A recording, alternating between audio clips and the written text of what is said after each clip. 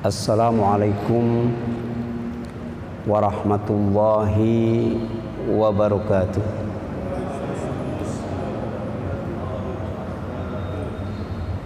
Alhamdulillahi wa kafa, wassalatu wassalamu ala abdihi wa nabiyyihi wa rasulihi Muhammadin al-Mustafa wa ala alihi wa ashabihi ahli sidqi wal wafa. Wa asyhadu an la ilaha illallah wahdahu la syarikalah wa asyhadu anna Muhammadan abduhu wa rasuluh. Amma ba'd, faqala Allah ta'ala fi kitabihil karim, a'udzu billahi minasyaitonir rajim. Ya ayyuhalladzina amanu taqullaha haqqa tuqatih wa la tamutunna illa wa antum muslimun. Wa qala Rasulullah sallallahu alaihi wasallam, ittaqillaha haitsu ma kunta wa atbi'is sayyi'atal hasanata tamhuha wa khaliqin nas bi khuluqin hasan.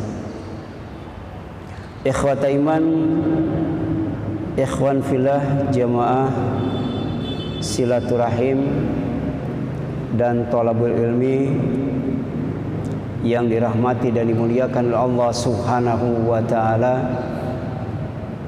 Alhamdulillah, sampai malam ini Allah masih memberi kesempatan kepada kita dengan memanjangkan umur kita untuk mensyukuri nikmatnya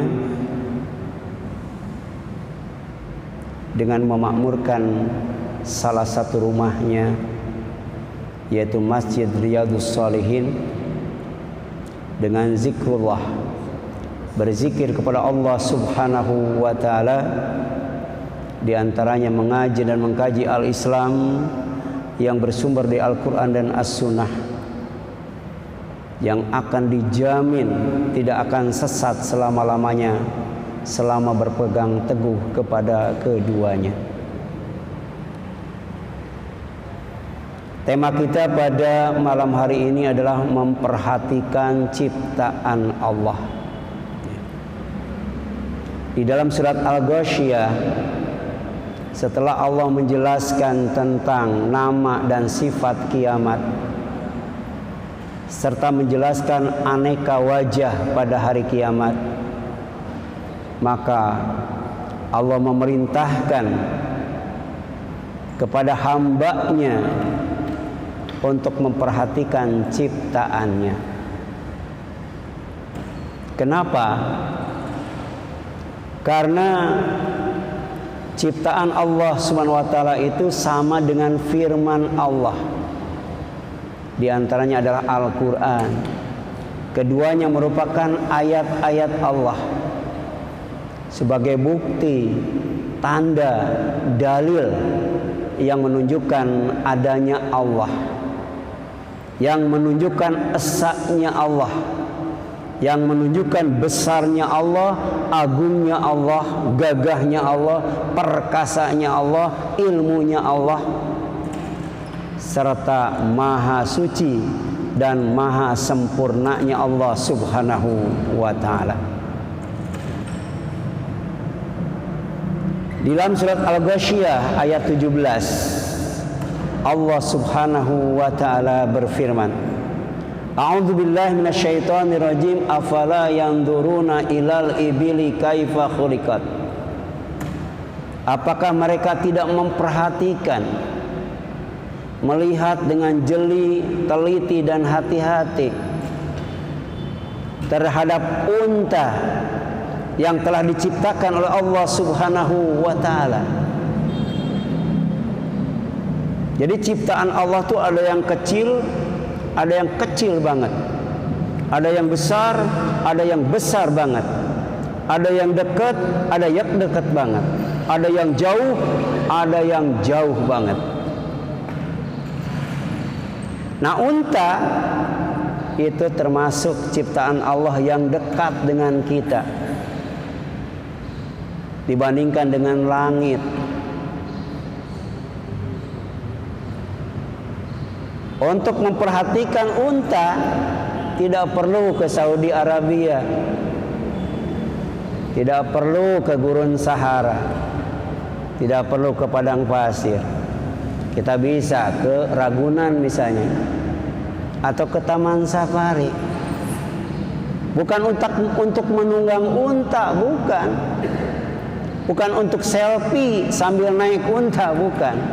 Tapi untuk memperhatikan unta sampai kemudian faham dan yakin bahwa di balik penciptaan unta itu ada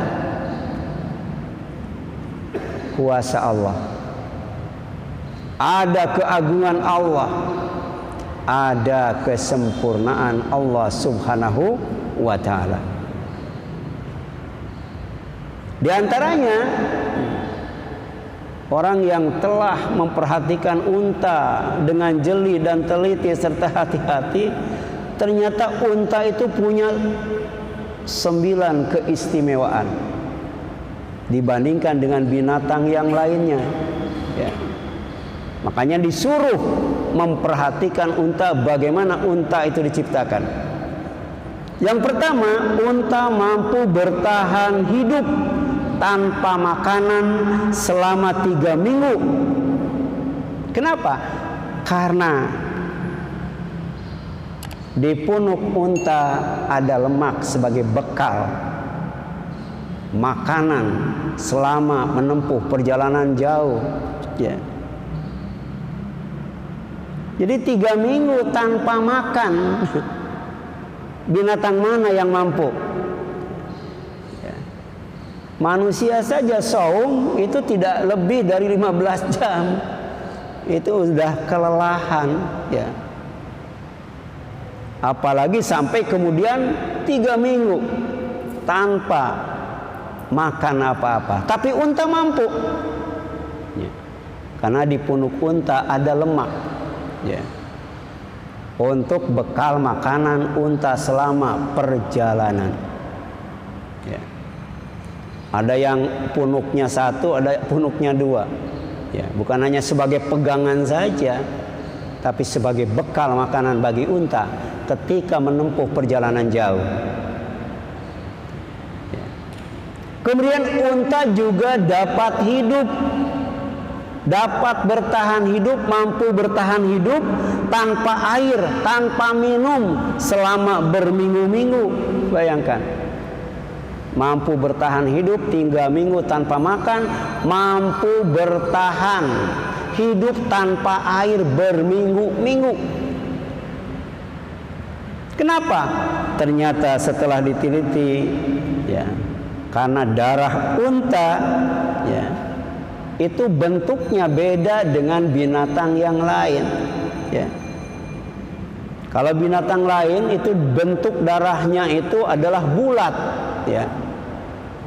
Tapi ternyata bentuk darah unta itu adalah oval, ya.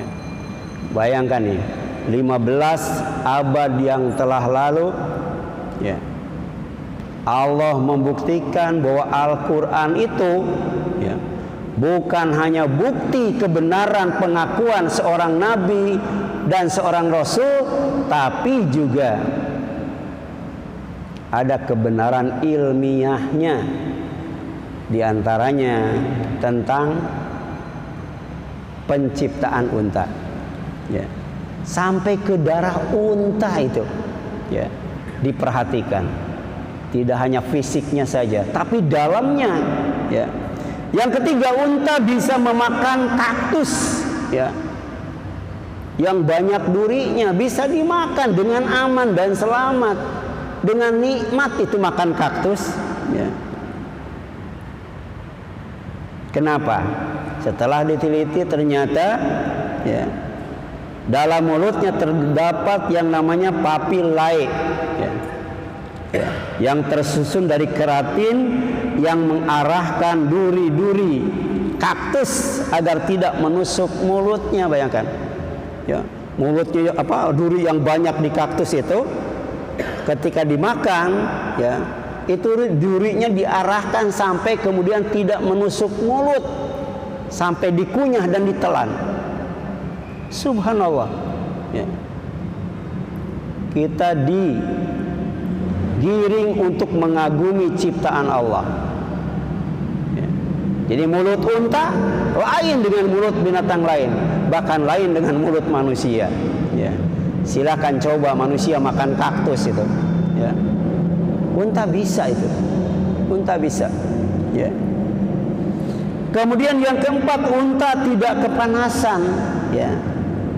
Di tengah terik matahari padang pasir gurun Sahara, ya, yang sangat menyengat. Kenapa? Karena memiliki bulu berwarna kuning coklat, ya, kuning kecoklat-coklatan atau coklat kekuning-kuningan, ya. Dan ini mampu memantulkan cahaya matahari, ya.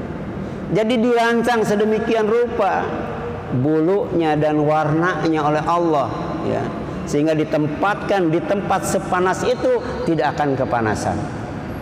Itu hebatnya unta, ya. Dan yang merancangnya tentunya maha hebat. Kemudian yang selanjutnya, ya, unta mampu mengangkut beban seberat 90 kg sambil berjalan sejauh 32 km di gurun yang panas tanpa terperosok, karena telapak kakinya dirancang oleh Allah khusus untuk alat transportasi di lautan pasir. Ya. Coba lihat telapak kaki manusia dengan telapak kaki unta, itu kan lebaran telapak kaki manusia. Coba bareng, ya, berjalan di atas padang pasir bersama unta, ya, sama-sama memikul beban 90 kilo, ya. Kaki unta tidak terperosok itu, sementara kaki manusia pasti terperosok, ya. Jadi desainnya luar biasa itu untuk kaki unta itu, ya. Kemudian yang selanjutnya, ya, susu unta, ya, itu banyak manfaatnya, ya, untuk kesehatan. Di antaranya, ya, alternatif bagi orang dengan alergi susu sapi, ya. Jadi alergi susu sapi ada gantinya susu yang lebih baik, susu unta itu lebih baik daripada susu sapi atau susu kambing etawa. Ini susu alternatif, ya. Atau intoleransi laktosa yang mampu mengatasi diare, menurunkan kadar gula darah, ya, dan meningkatkan sensitivitas insulin, sehingga meningkatkan sistem kekebalan tubuh dan meningkatkan fungsi otak. Banyak sekali itu, ya. Kalau di buah-buahan kan anggur, ya, anggur dimakan berikut bijinya, ya, di samping mencegah pikun, ya, juga meningkatkan kecerdasan otak. Tapi juga di susu unta ada itu, ya. Jadi bikin otak itu cerdas, imun itu kemudian meningkat kekebalannya, ya. Itu banyak sekali, ya. Tidak ada pada susu lain kecuali susu unta. Apalagi ternyata yang lebih menakjubkan, bahwa air kencing unta halal, halal diminum dan baik untuk mengobati kanker, ya, hepatitis kronis, infeksi hepatitis dan alergi pada anak-anak, ya. Makanya orang Arab itu, ya, unta itu ditunggu kencingnya, langsung ditadahin, ya, kemudian diminum itu langsung, ya, ya. Ada yang berani nggak? Ya, ya. Jadi bukan hanya susunya, ya, air kencingnya saja bersih, suci, higienis, ya. Siapa yang menciptakannya? Allah Subhanahu wa taala. Allah tuh ada. Allah tuh Maha Esa, Maha Kuasa, Maha berilmu, Maha segalanya. Itu dari kencing unta saja. Ya. Jadi bagaimana Allah menciptakan sistem pencernaan dalam perut unta, sampai kemudian air yang diminumnya keluarnya tidak kotor, tidak bau, tapi bersih dan sehat. Ya. Ini ayat-ayat Allah, ya, ayat-ayat Allah pada kencing unta, dan ternyata kencing unta lebih mahal daripada susu unta. Ya. Kalau susu unta kan bisa diperas langsung, tapi kalau kencing unta harus ditunggu, ya, saat yang pas di mana unta itu kencing. Ya. Kemudian yang ke-8, ini keistimewaan unta. Kelebihan unta dibandingkan dengan binatang yang lainnya, sampai kemudian Allah bertanya, afala yanzuruna ilal ibili kaifa khuliqat. Ya. Maka apakah mereka tidak melihat dengan jeli dan teliti serta hati-hati memperhatikan bagaimana unta itu telah diciptakan oleh Allah Subhanahu wa taala. Nah, yang ke-8, unta memiliki 2 kelopak mata, ya. Coba perhatikan. Ada ciptaan Allah yang tidak punya kelopak mata, ada tuh, tapi hidup. Apa itu? Yang tidak ada kelopak matanya. Ya. Capung itu, coba lihat. Capung ada kelopak matanya, tapi bisa bertahan hidup. Ya. Coba beli Salon Pas atau Tensoplas, ya, atau Solatif lah. Kita tarik kelopak matanya, kemudian dilem, ya, oleh power glue lah. Kira-kira bisa bertahan lama itu. Ya. Bertahan berapa lama itu? Ya, menahan, tidak berkedip. Ya. Manusia tidak bisa hidup tanpa kelopak mata. Ya. Walaupun cuma dikasih 1, tapi unta oleh Allah dikasih kelopak matanya 2 itu. Ya. Ya. Yang pertama, kelopak mata itu digunakan, ya, untuk menghadapi keadaan yang normal, sebagaimana manusia dikasih kelopak mata, ya, untuk menahan debu, ya, menahan panas silau cahaya. Tapi yang kedua, kelopak unta itu digunakan, ya, untuk menjaga, menyelamatkan, ya, dirinya ketika terjadi badai pasir. Badai pasir, ya. Jadi ada 2 kelopak matanya. Makanya perhatikan dengan jeli dan teliti, ya. Ya, jadi kelopak mata yang kedua untuk menghadapi badai pasir yang sangat dahsyat. Dan yang ke-9, unta dijadikan syiar Allah. Ya. Sesuatu hal yang harus dipertontonkan di halayak ramai.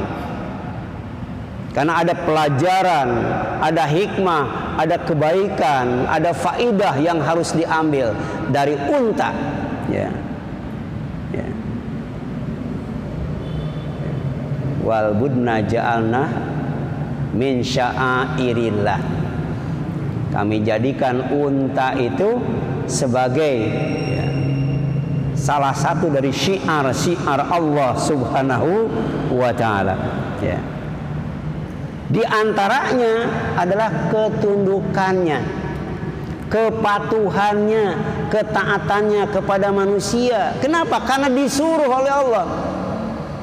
Unta ditundukkan oleh Allah untuk manusia, sehingga ketika disembelih, ya, di tempat ramai sekalipun, tanpa diikat, tanpa direbahkan, dalam posisi berdiri itu bisa disembelih. Ya, itu ibrah yang dapat kita ambil dari kepatuhan unta. Kalau manusia setiap tahun diminta oleh Allah untuk mengorbankan hartanya, tapi ternyata unta setiap tahun diminta oleh Allah untuk mengorbankan nyawanya. Ya. Bayangkan dengan sapi, bayangkan dengan kambing. Kambing yang kecil pun harus diikat, harus dipegang, harus direbahkan, ya, harus ditekan. Kalau tidak ngamuk dia, apalagi sapi, ya. Tapi unta setinggi apapun, sebesar apapun, bahkan sebanyak apapun bisa disembelih oleh seorang saja tanpa melibatkan orang banyak, ya. Tinggal gini aja kan, ya. Itu unta, ya. Makanya afala yanzuruna ilal ibili kaifa khuliqat. Ya, apakah mereka tidak memperhatikan, yaitu orang kafir itu, ya, bagaimana unta diciptakan oleh Allah Subhanahu wa taala. Yang kedua, Allah memerintahkan untuk memperhatikan langit, ya.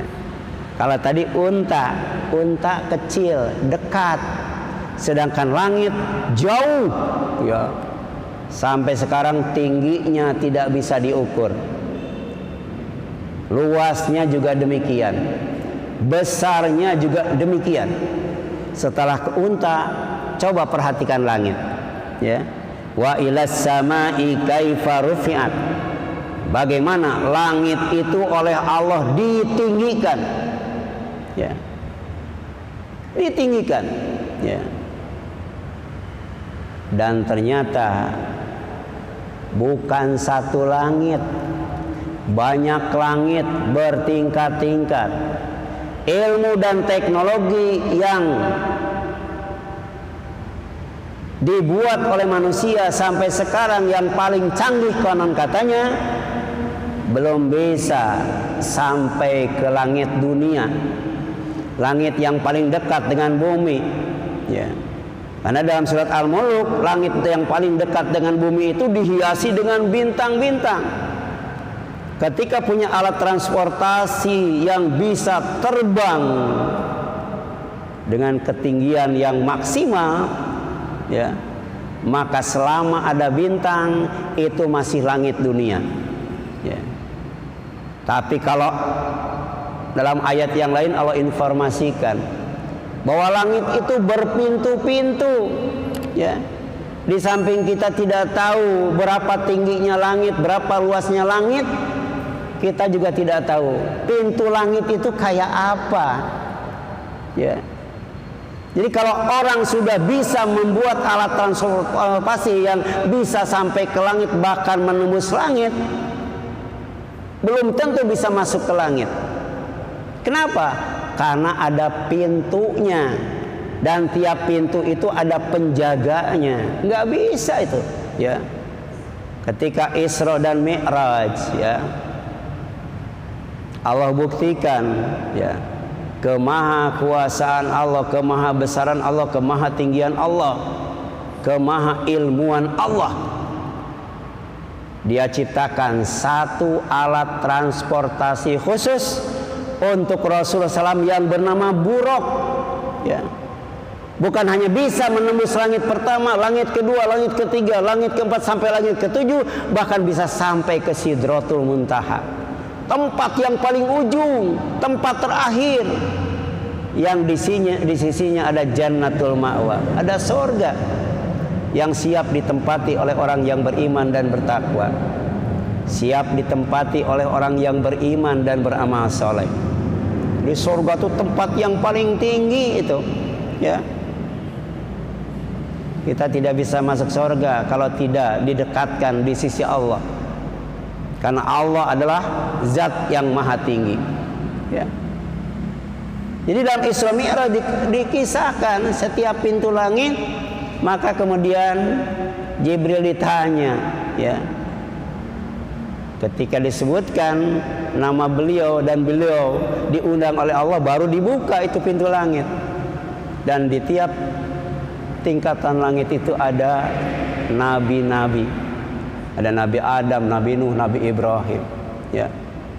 Nah, pengalaman seperti ini dengan ilmu dan teknologi yang seperti ini, itu belum mampu itu.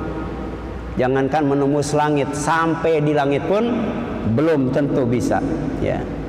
Kemudian yang selanjutnya, ya, di sini jelaskan, ya, langit yang tinggi, langit yang luas itu ternyata dengan kasat mata tidak ada satu tiang sedikit satupun. Ini Masjid As-Solihin berapa nih luasnya nih? Ya, silakan hitung berapa tiangnya. Ya, kira-kira bisa nggak bikin bangunan tanpa tiang? Manusia nggak bisa, tapi Allah Maha bisa. Innallaha ala kulli syai'in qadir. Ya, jadi sebesar apapun, seluas apapun, setinggi apapun langit, kamu lihat, ya, tanpa tiang, ya. Jadi tidak hanya tinggi, tidak hanya luas, tidak hanya kokoh, indah, tapi juga sempurna walaupun tanpa tiang, dan ternyata tidak ada cacat sedikit pun. Ya. Maka ketika Allah membinasakan Fir'aun dan bala tentaranya karena mengaku Fir'aun itu sebagai Tuhan yang paling tinggi, ya, sombongnya luar biasa, maksiatnya luar biasa. Tapi kemudian Allah bertanya, a antum asyaddu khalqan amis samaa banaha? Apakah kalian makhluk yang paling hebat atau langit yang sudah Dia bangun? Ya. Ini manusia itu jangankan dibandingkan dengan langit, ya, dibandingkan dengan bumi saja tidak ada apa-apanya. Jangankan dibandingkan dengan bumi, ya, dengan rumahnya saja masih kokoh rumahnya, masih gede rumahnya, ya, tapi sombongnya luar biasa, maksiatnya luar biasa. Rafa'a samkaha fasawaha. Allah telah meninggikan bangunan langit itu. Langit itu bangunan, sedangkan bumi hamparan. Lalu menyempurnakannya. Sampai kemudian Allah Subhanahu wa taala berfirman, Alladzi khalaqal mauta wal hayata liyabluwakum ayyukum ahsanu amala wa huwal azizul ghafur. Kemudian ayat berikutnya, Alladzi khalaqas sab'a samawatin tibaqa ma tara fi khalqir rahmani min tafawut farji'il basara hal tara min futur. Ini mukjizat, ya, menantang manusia, ya, sejauh mana dia kemampuannya untuk melihat, memperhatikan sampai menemukan di mana ada cacat langit dan bumi. Tidak ada cacat sedikit pun, ya. Jadi Allah yang menciptakan 7 langit berlapis-lapis. Tidak akan kamu lihat sesuatu yang tidak seimbang pada ciptaannya, ya. Jadi kalau bangunan tidak seimbang pasti amruk. Demikian pula langit sebagai bangunan kalau tidak seimbang pasti amruk.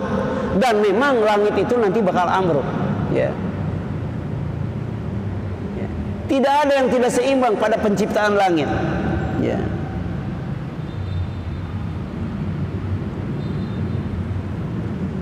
Kemudian sumarji'il basar karatain. Kamu perhatikan dengan pandangan matamu berulang-ulang, sekali lagi, sekali lagi, sekali lagi. Yan qalib ilaikal basaru khasi'a wa huwa hasir. Pandanganmu akan kembali kepada matamu, kepada dirimu dalam keadaan lelah dan letih, ya. Bayangkan bintang-bintang yang menghiasi langit dunia. Kalau kita coba menghitungnya, sebelum kita selesai menghitung bintang, umur kita sudah habis duluan tuh, ya. Sudah habis duluan, ya. Sedangkan satu bintang ada yang lebih gede dari matahari, ya. Makanya sholat kita kenapa menjadi amal yang paling pertama akan dihisab oleh Allah? Karena ternyata sholat itu adalah gerakan yang bacaannya paling banyak itu Allahu Akbar, ya. Itu Allahu Akbar banyak diucapkan ketika sholat, ya. Kemudian di sela-sela itu diisi dengan istighfar, ya. Untuk mengingatkan manusia itu jangan sombong. Sombong itu milik Allah. Dosa kalau ada kesombongan. tidak ibadah kepada Allah, tidak berdoa kepada Allah, kemudian mengingkari, menolak kebenaran yang datang dari Allah, bahkan menghina sesama makhluk Allah, sesama manusia, menganggap remeh. Ya. Kemudian yang selanjutnya, memperhatikan gunung. Ya. Ya. Jadi kita oleh Allah diperintahkan untuk memperhatikan gunung. Ya. Dari yang tinggi dan luas balik lagi, ya, kepada yang lebih kecil, yaitu gunung. Setinggi-tinggi gunung ada puncaknya, tapi langit di mana puncaknya? Ya. Ada, tapi belum bisa, ya, didaki seperti mendaki gunung. Tapi kenapa kita diperintahkan untuk memperhatikan gunung?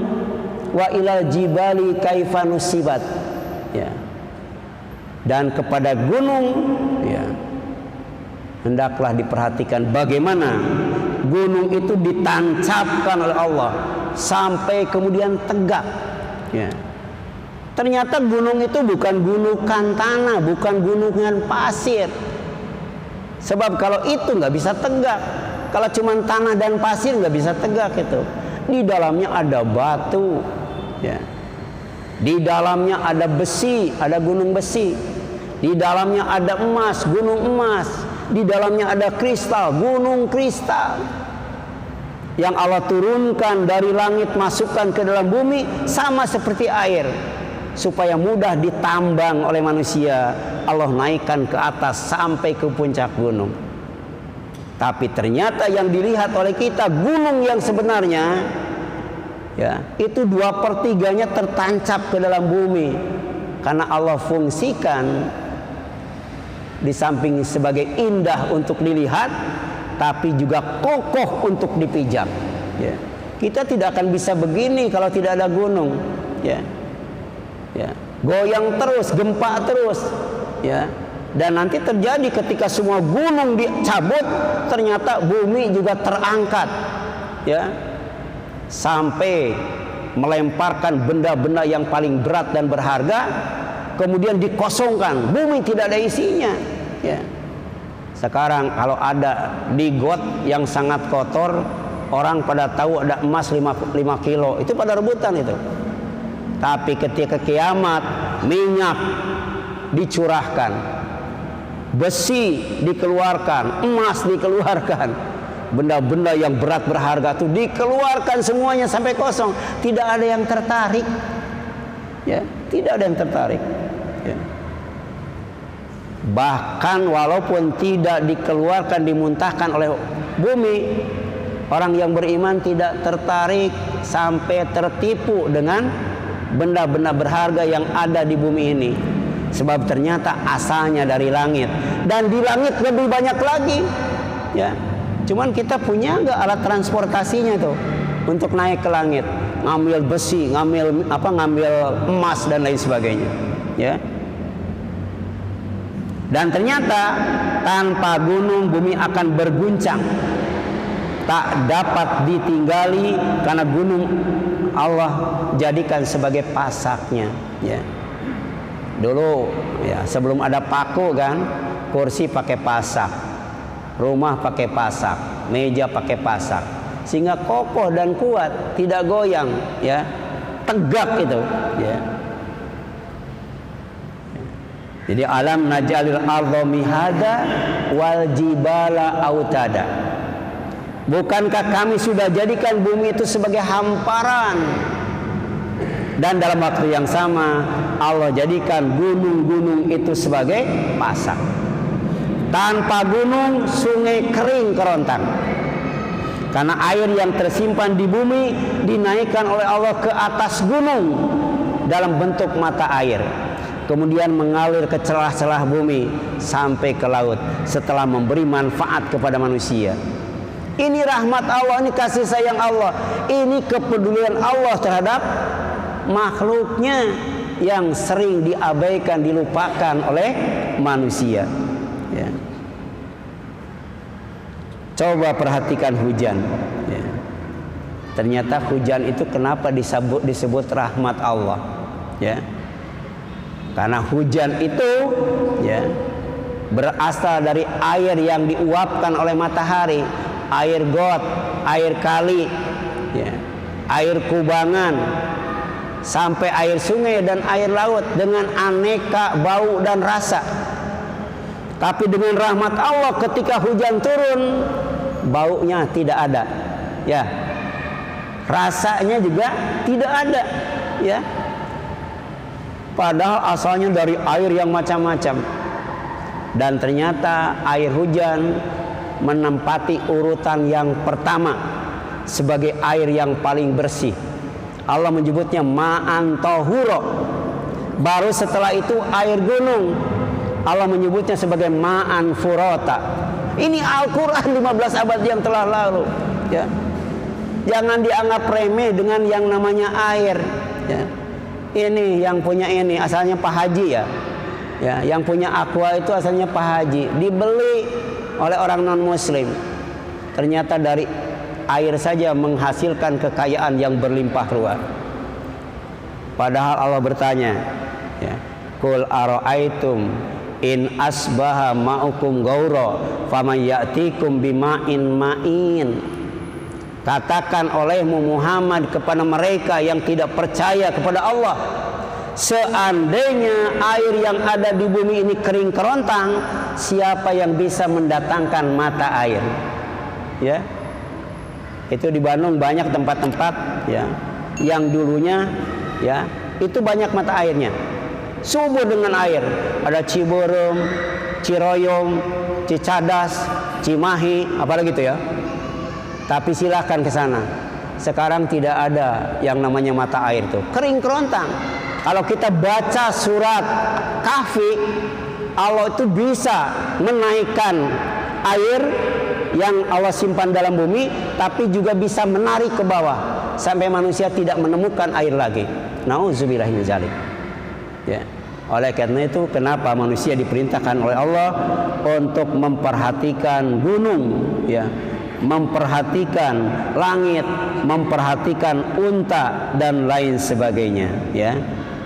Kemudian memperhatikan bumi yang terakhir. Karena bumi itu kata Allah, ya, Allah jadikan sebagai tempat berkumpul. Ya, berkumpul ketika hidup seperti sekarang ini dan berkumpul ketika mati di kuburan. Itu di bumi. Ya, dari bumi kamu diciptakan, dari ke dalam bumi kamu dimatikan, dan dari bumi kamu dihidupkan. Makanya ternyata bumi dan langit setelah dihancurkan dengan peristiwa kiamat oleh Allah diganti dengan bumi dan langit yang baru. Berarti manusia itu tidak bisa jauh daripada yang namanya langit dan bumi. Ya, itulah barangkali yang dapat saya sampaikan. Ya, mudah-mudahan bermanfaat bagi kita sekalian. Ya, ketika Allah menutupnya, wa ilal ardi kaifa sutihat, bagaimana bumi itu telah dihamparkan oleh Allah Subhanahu wa taala. Ya, bagi orang yang cerdas, yang selalu berzikir kepada Allah dan memikirkan ciptaannya, pertama harus bersyukur kepada Allah, sebab semua ciptaan Allah tidak ada yang sia-sia, bermanfaat semuanya. Yang kedua, kita harus kagum dengan ciptaan Allah, tidak ada yang tidak sempurna, semuanya mulus tanpa cacat, tanpa kekurangan. Dan yang ketiga, kita harus takut dengan azab Allah. Kita harus takut kepada laknat dan murka Allah. Sampai kita berdoa, Rabbana ma khalaqta hadza batila subhanaka faqina adzaban nar. Itu buah daripada zikir dan fikir. Ya Allah, apa yang Kau ciptakan ini tidak ada yang sia-sia.